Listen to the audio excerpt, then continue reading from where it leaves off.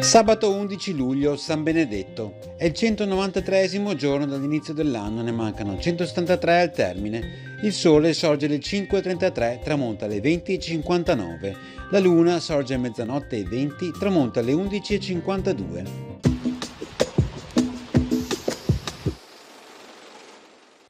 A Venezia, un brulotto, piccola imbarcazione carica di materiali infiammabili, provoca gravi danni alla fregata austriaca Venere.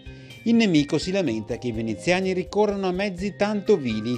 L'Austria, commentano ironicamente i giornali, conduce una guerra delicata e generosa, bombarda le città ma rifiuta i brulotti come cosa bassa e indegna.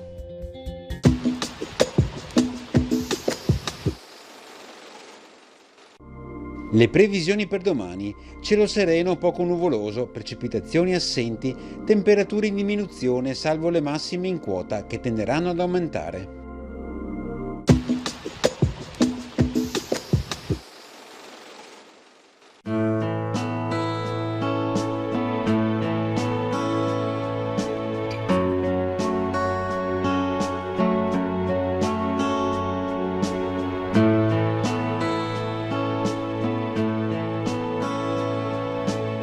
Di tabacco si muore, sostiene la scienza, di tabacco si vive, o meglio si viveva, affermava la gente della Val Brenta. La coltivazione del tabacco in questa valle è nata molti secoli fa, ma è stato nell'ultimo secolo che molte persone, per arrotondare i magri guadagni e sopravvivere, ricorrevano al contrabbando, visto che era lo Stato che ne deteneva il monopolio.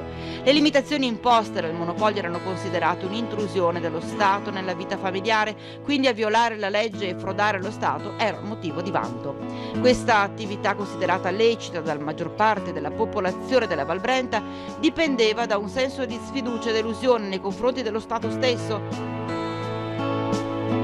Le vie del contrabbando erano sentieri, passaggi al tempo impraticabili e noti a pochi, sfidando la stretta sorveglianza dei finanzieri. I contrabbandieri trasportavano il carico correndo il rischio di doverlo abbandonare addirittura per scappare, d'essere colpiti, portati in prigione e molte volte rischiando la vita stessa. Dalle contrade del fondovalle i contrabbandieri, seguendo i ripidi sentieri, risalivano l'altopiano oppure, attraversato il fiume, scavalcavano il Grappa per raggiungere la pianura.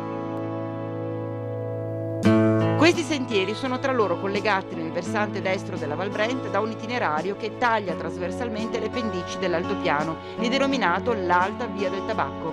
L'Alta Via del Tabacco, con una lunghezza complessiva di oltre 25 km, un dislivello totale di circa 1800 metri, parte dal Ponte Vecchio di Bassano e si conclude a Costa di Valstagna.